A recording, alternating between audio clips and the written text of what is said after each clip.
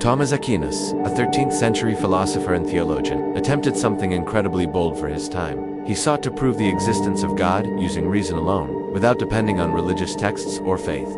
In a world where belief in God was largely taken for granted, Aquinas challenged both skeptics and believers by asking whether the claim that God exists could be supported logically, the way one would solve a mathematical or philosophical problem. His approach was systematic and methodical, offering 5 arguments that together form a framework for thinking about existence, causation, motion, perfection, and order in the universe. These 5 arguments, often called the 5 ways, are still studied and debated today, not just by theologians, but by scientists, philosophers, and thinkers from various backgrounds. The first of Aquinas' arguments starts with a simple observation: everything in the world is in motion. Trees grow, rivers flow, planets spin, and even the smallest particles are in constant activity. But nothing, he reasoned, moves itself.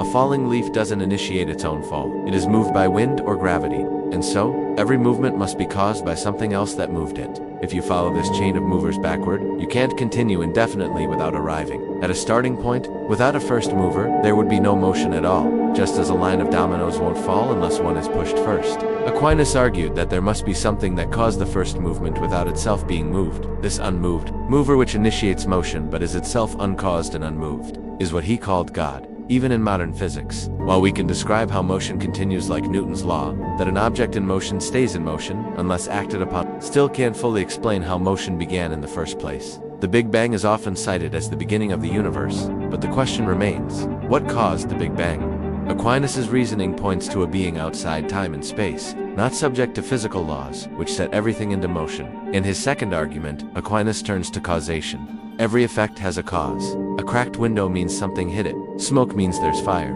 You exist because your parents caused you to be born. But nothing can be the cause of itself. If something caused itself to exist, it would have to exist before it existed, which is logically impossible. So everything that exists was caused by something prior. Again, if we keep following the chain of causes backward without a beginning, we end up with an infinite regression, endless line of causes that never started. But that doesn't make sense, because if there were no first cause, nothing would exist now. Therefore, Aquinas said, there must be a first cause that itself was not caused by anything else. This uncaused cause, which set all other causes into motion, is what he identified as God. Modern science acknowledges that the universe had a beginning, but struggles to explain why it began. Some suggest quantum fluctuations or multiverses, but even those require some existing framework or laws to operate. They don't escape the basic question Aquinas posed: what caused it all to begin? His answer is that a necessary first cause must exist. Aquinas' third argument deals with the nature of existence itself. Everything in the universe seems temporary. People are born and die. Stars are born and burn out.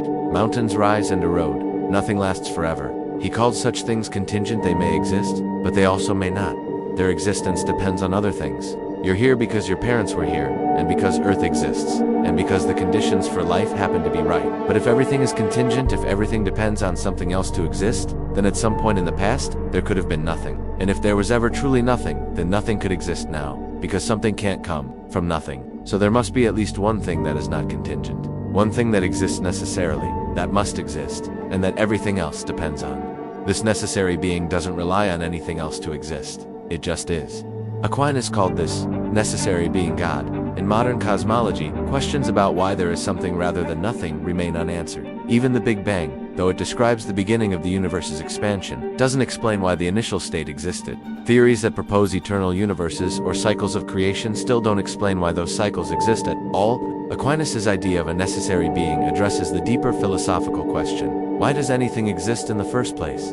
The fourth argument is more abstract, focusing on the concept of degrees or levels of quality. In everyday life, we make judgments like one person is wiser than another, one painting is more beautiful than another, or one action is more moral than another. These judgments assume that we are measuring things against a standard. But if we recognize something as more or less good, more or less true, or more or less beautiful, there must be a concept of the most in each category. For example, we recognize someone as very wise because we have a sense of what perfect wisdom might look like. Aquinas argued that there must be something that embodies the maximum of all these qualities, a being that is perfectly good, perfectly wise, perfectly beautiful. Such a being would be the source and standard of all perfections. Without such a being, we couldn't even recognize imperfect things as being better or worse. And this perfect being, he said, is God. It's not just a mental construct or abstract ideal, it must exist in reality, or else our understanding of perfection has no foundation. Perfection, in his view, cannot come from imperfection. So something must exist that is absolutely perfect, and it is from this being that all other things derive their limited perfections.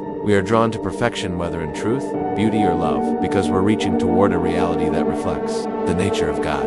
Aquinas' fifth argument is based on the order and design observed in the universe. When you look at nature, you see incredible structure. The seasons follow a predictable rhythm. Birds migrate with astonishing precision. Atoms follow physical laws. The human body is a marvel of intricate systems working together. Yet none of these things has the awareness or intelligence to design themselves. A tree doesn't choose to grow toward the sunlight, and planets don't decide to orbit the sun. Aquinas observed that unintelligent things appear to behave as if they are directed toward an end or goal. If they don't have minds of their own, then something with intelligence must be guiding them. Just as an arrow needs an archer to guide it toward its target, the universe needs an intelligent being to direct its order and purpose. This isn't the same as saying every detail of nature was consciously planned like a machine. Rather, Aquinas argued that the very presence of rational structure and harmony in the laws of nature points to a mind behind it all. This supreme intelligence, the one that sets the order and ensures the universe doesn't collapse into chaos, is what he called God. Modern science can describe the laws of physics, but it can't explain why they are so finely tuned or why they even exist. In such harmony, chance might explain events within the universe, but not the consistent structure that allows chance to even be a meaningful concept. Aquinas saw that structure as evidence of intelligent design. All five arguments point toward a conclusion, that there exists a being which is unmoved, uncaused, necessary, perfect, and intelligent. Aquinas called this being God. His goal was not to prove every detail about God's character or nature, but to demonstrate that belief in God is not only a matter of faith that can be supported by reason. He didn't ask anyone to believe blindly. Instead, he invited people to observe the world around them and reflect deeply on what it means to exist, to move, to cause, to seek perfection, and to recognize order.